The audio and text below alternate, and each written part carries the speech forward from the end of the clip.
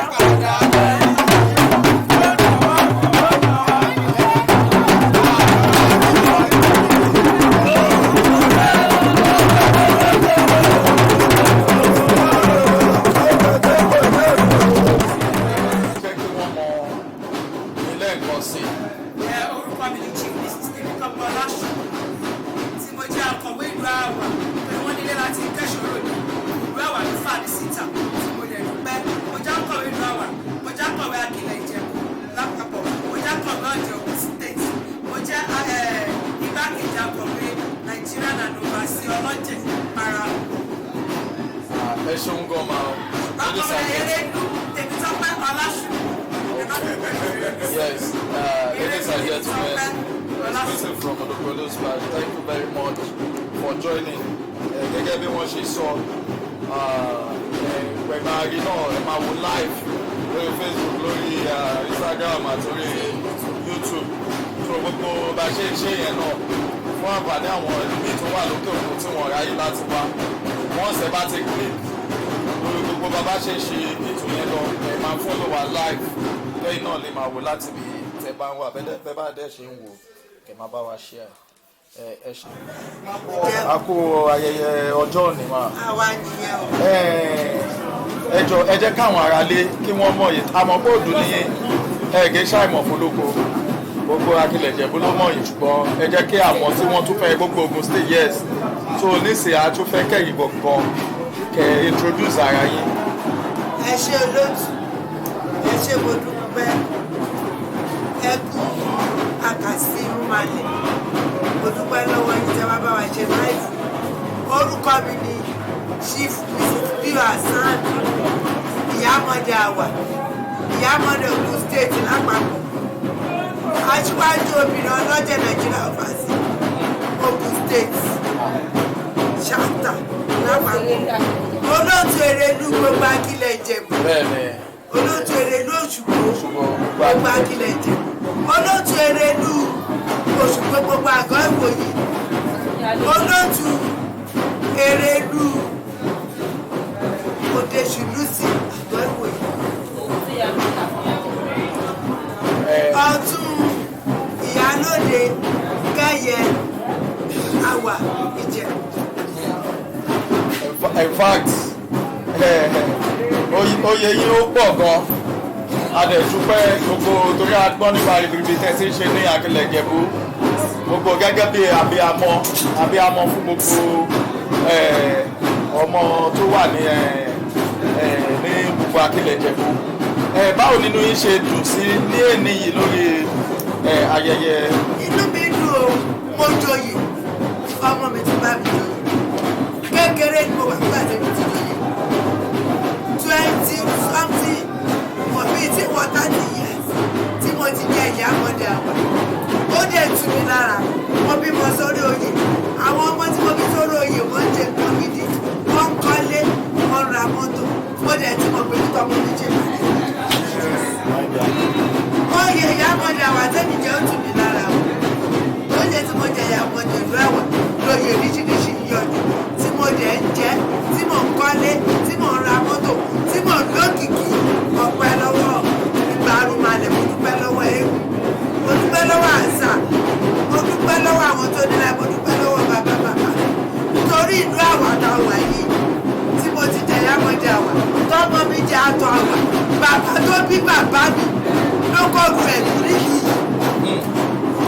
Bàbá tó bí bàbá mi olókọ́lu ẹ̀kú nínú yìí. Bàbá yẹn ń jẹ́ ṣọ̀gòdínà. Àwọn ọmọ tí bàbá yẹn dẹ̀ bí ó pọ̀. Ṣùgbọ́n mo dúpẹ́ lọ́wọ́ Ọgbàrúnmalẹ̀ pé ọmọ ni mo jẹ́ sí èmi àtàwọn ọmọ mi gbórúkọ bàbá yẹn ga. Mo dúpẹ́ lọ́wọ́ Ọlájùkò mi tèmi tọ́gbọ́ ọmọ mi. Mo dẹ̀ dúpẹ́ lọ́wọ́ àbúrò ẹ̀, àwọn ẹ̀gbọ́n ẹ̀ tó ń gbárùkù tí oyè tó jẹ lẹ́yìn. Ó tu èmi ìyá ẹ̀ lára ọmọ àtòun náà ni. Èmi ìyá ẹ̀ rówó lò sóyè, òun náà máa rówó lò sóyè. Tèmi tọ́gbọ́ Ọlájùkò mi. Ọ̀jẹ̀ yìí ká mi níwájú. Òun náà níwájú ti. Omilade Ẹfújùkò mi níwájú. Mi níwá àwọn àbúrò ẹ̀ ti. Àwọn àbúrò Ọ̀jẹ̀ Túndé. Ọ̀jẹ̀ Bísí. Obíkẹ́mi. Kò sí ti máa wá ti. Àwọn ẹ̀gbọ́n iwájú ẹ̀. Àwọn ẹ̀gbọ́n iwájú ẹ̀ látọ̀dọ̀ Ọlámilékan, Wálé, Ṣẹ́gun, Ṣadé, mi níwá pọ̀ ti. Àwọn àbúrò tó wà lẹ́yìn ẹ̀. Búkàyáàtù. Ọ̀jẹ̀ lọ́lá mi níwá wọ̀ ti. Inú mi dùn lẹ́ni o. Mo dẹ̀ dúpẹ́ lọ́wọ́ àwọn federal tó wá. Mo dúpẹ́ láwọn Ogun state tó wá. Mo dúpẹ́ láwọn àgọ́ ìwòye tó wá. Gbogbo Ìjẹ̀bú lápapọ̀ tó wá lọ́gùn state mo dúpẹ́ lọ́wọ́. Mo dúpẹ́ lọ́wọ́. Ọ̀jẹ̀ yìí ébù yìí mo rò pé gbogbo wa ni lókàlì lọ́sì kò sẹ́ni máa fún ọmọ sí òòlù. Kò sí ayé ẹ̀ má dà fún àgbẹ̀gbẹ̀ ẹ̀ má dà fún àgbẹ̀gbẹ̀ ẹ̀ má dà fún. Wọ́n máa fi aṣọ wé ó ti ṣe gún nìyẹn. Àárọ̀ ọ̀run kò lẹ̀sẹ̀ tó dígún náà ṣùgbọ́n eégún léégún jẹ́. Ìfọ̀ tẹ́mi kàn máa sọ fún gbogbo àwọn màmá nílé kọ́ má jẹ́ kí ṣẹṣẹ ó parun. Lọ́kùnrin lóbìnrin a ṣẹṣẹ fún wa ọ̀rọ̀ mi kò ní jù báyìí lọ ìran ọmọ náà jẹ́ ọ̀sán ọmọọba Oríadé Àyìnlá Akẹ́yìn Ṣọ̀pọ̀ náà.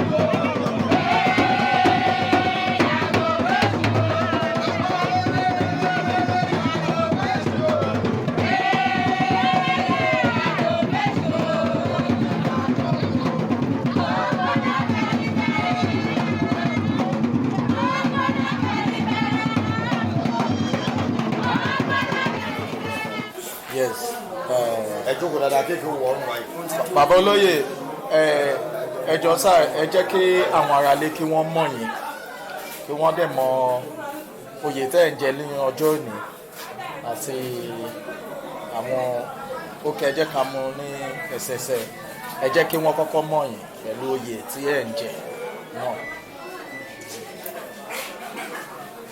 Àjọmọ́ jẹun àjọmọ́ jẹun àjọmọ́ jẹun orúkọ mi ni Adéwálé Ṣọ́bánjọ ọmọ Ẹfúnyẹlé ti ìlú Awa-Ijebu nípínlẹ̀ Ogun State. Lẹ́ni adúpẹ́ lọ́wọ́ Ọlọ́run pé ìlú Àwà la wà. Eégún ti ìlú Àwà kò sásọ̀ kò síjà lẹ́sọlẹ́sọ làwa ṣe eégún tiwa. Lẹ́ni owó àdìbá ti ṣe àárọ̀ náà gbogbo àwọn ẹ má gbàgbé ìṣẹ̀ṣe o ìṣẹ̀ṣe làgbà ìdílé náà. Ẹ ṣeun gan sa o lẹ́ni mo fẹ́ kí ẹ kàn sọ bínú yín ṣe dùn tó and yàtọ̀ sí yẹn náà fẹ́ sọ ipa tí irú oyè yín tí ẹ̀ ń jẹ yìí ipa tí wọ́n máa ń kó nínú ìṣẹ̀ṣe àti ní àárín ìlú. Ṣé mo dúpẹ́ atọ́kùn ṣe rí nǹkan tí à ń ṣe lénìí, oyè tí mò ń jẹ lénìí, inú mi dùn, ayọ̀ mi kún torí pé oyè ìdílé ìyá mi ni. Èmi ò dẹ̀ lè fi ọwọ́ òsì júwe ilé ìyá mi, bẹ́ẹ̀ náà mi lè fọwọ́ òsì júwe ilé bàbá mi nítorí pé nǹkan tí ìyá mi tó bá láyé tí mo bá lọ́wọ́ wọn òun náà ni mo ń ṣe.